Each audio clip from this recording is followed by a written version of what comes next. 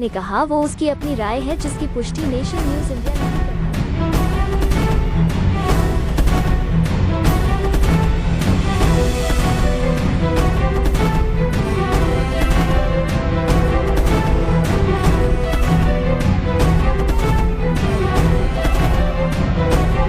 और fast track court में, special court में केस में स्पीडी ट्रायल करके दोषियों को जल्दी से जल्दी 6 महीने के अंदर सजा सुनिश्चित कराई जाए, ये हमारी प्रशासन से मांग है।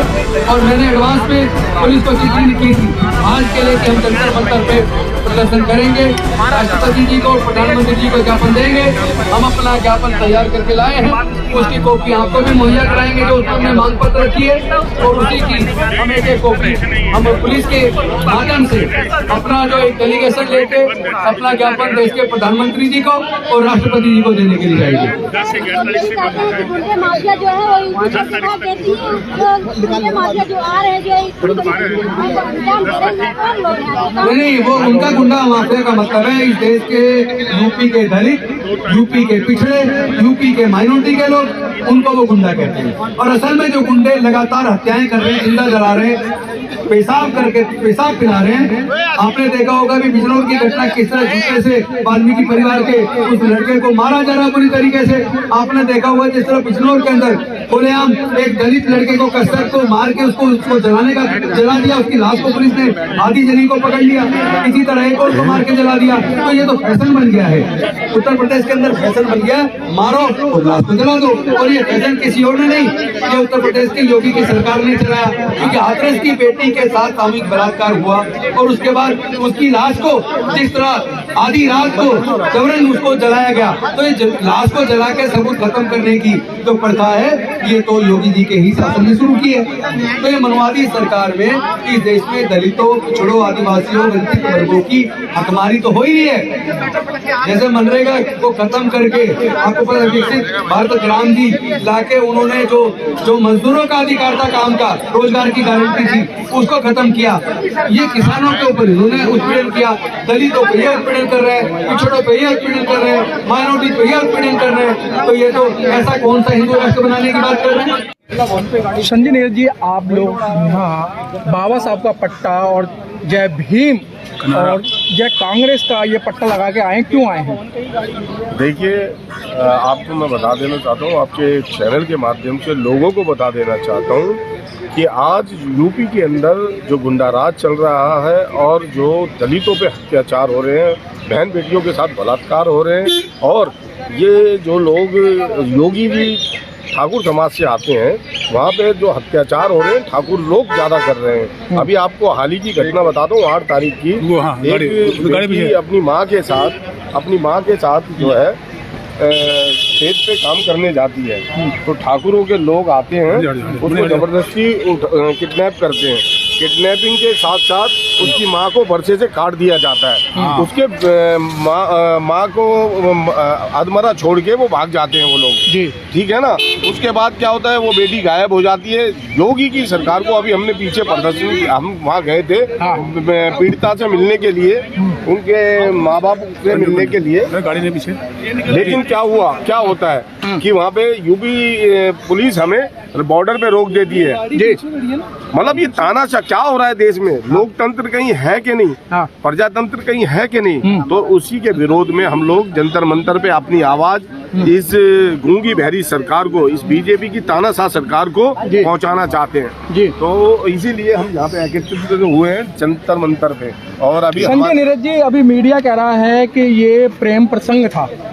देखिए, कहानियां बन जाती हैं, किसी की इज्जत को उतारना बहुत आसान है, लेकिन ये कोई प्रेम प्रसंग नहीं है, जबरदस्ती का डाला हुआ और दबाव बनाया जा रहा है। उसे पैसों का लालच दिया जाता है बिटिया को कि ये आपने झूठ बोलना है। ऐसा कुछ नहीं है, जो सच्चाई है वो आपके सामने आ जाएगी, देश के सामने आ जाएगी।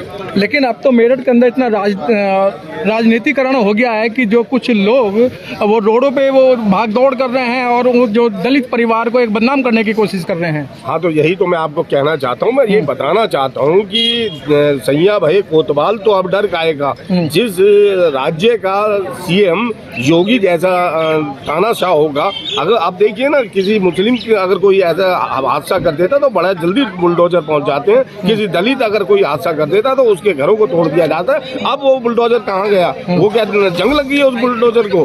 तो ये मैं कहना चाहता हूँ, ये तानाशाह है, ये लोकतंत्र की हत्या है। बाबा साहब का संविधान को खत्म करना चाहते हैं ये लोग। इसीलिए आप लोगों के माध्यम से मैं जनता को जागरूक करना चाहता हूँ कि अपने उसके लिए उठना पड़ेगा, और नहीं उठे तो ये दलितों का दमन करते रहेंगे, ओबीसीओ का दमन करते रहेंगे, आदिवासियों का दमन करते रहेंगे। लेकिन संजय नीरज जी, मीडिया ये कह रहा है और मीडिया बार बार ये दिखा रहा है कि जब से योगी जी आए हैं और उत्तर प्रदेश की बदमाशी सब खत्म हो गई है। अरे पंडित मर रहे हैं, देखिए ना, सिर्फ ठाकुरों का राज चल रहा है। आप देख रहे हैं गुंडा राज क्या नहीं है? ये गुंडा राज नहीं है तो और क्या है? सरेआम बेटी को किडनैप कर लिया जाता है, ये गुंडा राज नहीं है। गुंडा राज किसे कहते हैं? एक दलित की हत्या कर दी जाती है, माँ को हॉस्पिटल में वो तड़प के मर जाती है, सारा तो ये क्या है? ये गुंडा राज ही तो है।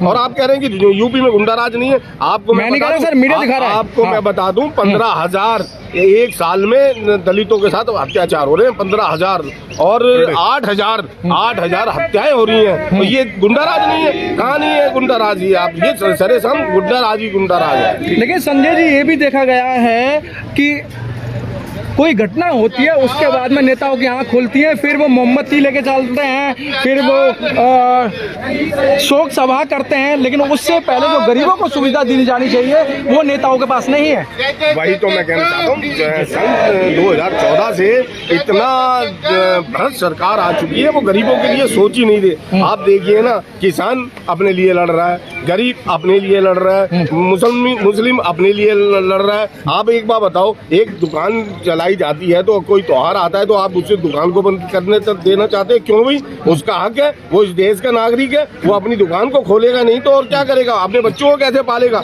आप गुंडा राज, आप लोग आ जाते हैं, आप क्या करवा रहे हैं? आप तलवारें बंटवा रहे हैं। ये कैसा देश बना रहे हैं आप लोग? समझिए ना। अरे ये तलवारों का देश बनाना चाहते हैं। अगर मुस्लिम अपने लिए हथियार रखता है तो आप उसको क्रिमिनल बता देते हैं, आप उसको देशद्रोही बता देते हैं। अगर शाहरुख खान ये बोलता है कि उनको जमानत मिलनी चाहिए, आप उसे देशद्रोही कह देते हैं। और आपके लोग क्या कर रहे हैं? आपको अपने गिरेबान में झांकना होगा, ये समझना होगा, ये देश सिर्फ प्रजातंत्र से चलेगा, संविधान से चलेगा और किसी तानाशाह से नहीं चलेगा। संजय नीरज जी, आप भी एक पार्टी के अच्छे पद पर हैं, चेयरमैन हैं, तो आपका क्या कर्तव्य बनता है मेरठ को लेके? मेरठ को लेके देखिए, मैं तो उस पीड़ित परिवार के लिए एक कम से कम 2 करोड़ का मुआवजा मांगता हूं कि और उसको वेपन का लाइसेंस मिलना चाहिए, जिससे कि वो अपनी सुरक्षा कर सके। कल को कोई दूसरा आदमी किडनैप करने आए तो उसको उसका जवाब दे सके, अपनी सुरक्षा कर सके। सर, क्या मुआवजे में ही लपट के दलित जो समाज है, जो उनकी हत्या मुआवजे में ही लिपटी रहेगी? नहीं, जो दोषी परिवार। सर, इससे पहले मनीषा का भी हुआ, आप लोगों ने धरना प्रदर्शन किया, लेकिन मनीषा के में कोई बाहर की एजेंसियां नहीं आई, बाहर के लोग नहीं आए। उसी तरीके से आज जो मेरठ के अंदर जो दलित परिवार के साथ हुआ है, उसके साथ कोई भी ओबीसी या अन्य दल बाहर नहीं आ रहा है। मैं आपको बता दे रहा हूँ, अच्छा है आपने मनीषा बिटिया का नाम लिया। मैं आपको बता देता हूँ, ये कांग्रेस पार्टी का ही एक जननायक था, राहुल गांधी। पीड़ित के परिवार के बच्चे को, जो बेटा था, आपको पता है, उसको पायलट बनाया, उसकी जितनी पढ़ाई का खर्चा था राहुल गांधी जी ने उठाया। ऐसा कभी बीजेपी के लोगों ने किया? वो सिर्फ अगर एक गलती से चावल बांट देते हैं तो उसे कहते हैं कि हमने बोरियां बांटी हैं। 1 किलो चावल को बोरियां बना देते हैं। लेकिन हमारे जननायक ने ये बात छुपा के रखी। पीड़िता के फादर ने ही डिस्क्लोज किया। उन्होंने कहा कि राहुल गांधी जी के हम एहसान बंदे कि उन्होंने, आपको पता है, दोषियों को फांसी दी, हमारी सरकार में फांसी दी। अब आज दोषियों को बताया जा रहा है, दोषियों को जमानत दी जा रही है। क्यों दी जा रही है जमानतें? अरे आप समझिए, इन बहन बेटियों की इज्जत करना सीखिए। अगर बेटियां हैं तो ये देश है। नीरज जी, क्या लगता है कि आपके इस आंदोलन से योगी सरकार के कानों पे कोई जू रहेंगे? रहेगी, जरूर रहेगी। ये जन आंदोलन बनाएंगे हम इसको, और पूरे देश में ये आक्रोश जाएगा। और लोगों को पता है कि ये दमनकारी वो है, तो इनको रोकने के लिए आज दलितों को ही नहीं, मुस्लिम को, अल्पसंख्यकों, डबल इंजन की सरकार है, उनके कानों पर जू नहीं रेंगती है। आपके यहाँ राजधानी के अंदर आए दिन ऐसी घटनाएं घटती रहती हैं। मैं वही तो बता देता हूँ, जहाँ जहाँ बीजेपी की सरकार है वहाँ क्राइम ज्यादा बढ़ा है। कहीं भी ले लीजिए, उत्तराखंड ले लीजिए, राजस्थान ले लीजिए, मध्य प्रदेश ले लीजिए, ये क्या नाम है, दिल्ली ले लीजिए, जिसकी सीएम को ये नहीं पता कि जो ना अंग्रेज भगत सिंह राजगुरु ने, सुखदेव ने जो बम फेंका था वो अंग्रेजों के टाइम पे था। वो कह रही है कांग्रेस के टाइम पे था। अरे भाई, पढ़ लिख के आते, थोड़े 2 क्लास पढ़ लिए होते तो समझ होती ना देश में क्या हुआ है। आप ज्योग्राफी चेंज करना चाहते, इतिहास चेंज करना चाहते, जो इतिहास है वो छुप नहीं सकता। सर, इंसान से गलती होती है, मुंह से एक शब्द निकल गया तो कांग्रेस का काम है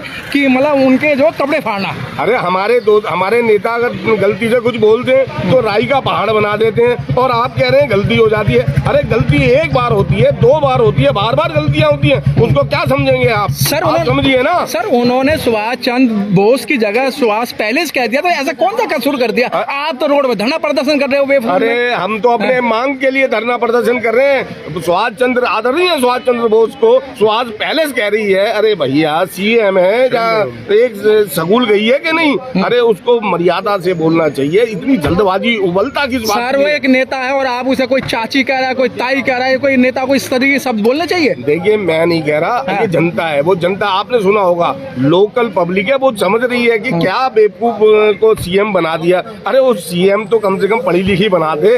अरे जो काम करती, वो काम करने के बजाय खाली पीली के फतूल बातें करे जा रही है। क्या सर, मेरठ की वो दलित परिवार को आप न्याय दिलाने में सफल हो पाएंगे क्या? देखिए, हमारा प्रयास है हर दलित परिवार को ही नहीं, हर पीड़ित परिवार को, चाहे वो मुस्लिम हो, चाहे आदिवासी हो, ओबीसी हो, सारे जितने भी सारे लोग हैं, हम उनके लिए आवाज उठाएंगे। और जब तक आवाज उठाते रहेंगे तब तक हमारी मांगे पूरी नहीं हो जाती। धन्यवाद।